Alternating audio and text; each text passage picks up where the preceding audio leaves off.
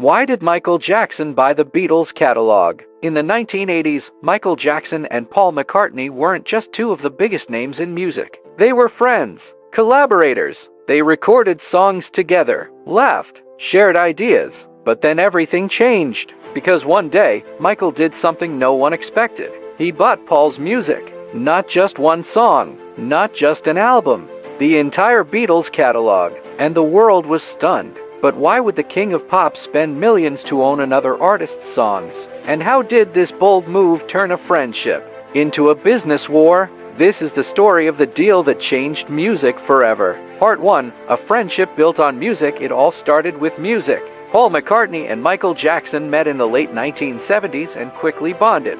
In 1983, they released Say, Say, Say, which became a massive hit. During their time together, Paul taught Michael about the power of music publishing, that owning the songs was more valuable than performing them. Paul knew this well. He had been trying to buy back the Beatles catalog for years. But then, Michael made a joke. He said, "One day, I'll own your songs." Paul laughed. He didn't think Michael was serious, but he was. Part 2, the Beatles catalog goes on sale in 1985. A rare opportunity came up. The publishing company that owned most of the Beatles songs at EV Music was up for sale. Paul wanted it, but so did other investors. And quietly, so did Michael. Jackson's advisors warned him, "This is risky. It'll cost millions. Maybe too much." But Michael saw something bigger. He saw a legacy. He bid $47.5 million and won. Part 3, Paul's shocked reaction. Paul McCartney was stunned. Not just because he lost the catalog, but because it was Michael who beat him to it. "I thought we were friends," Paul later said. For Michael, it wasn't personal. He told reporters, "It's just business," and it was one of the smartest business moves in music history.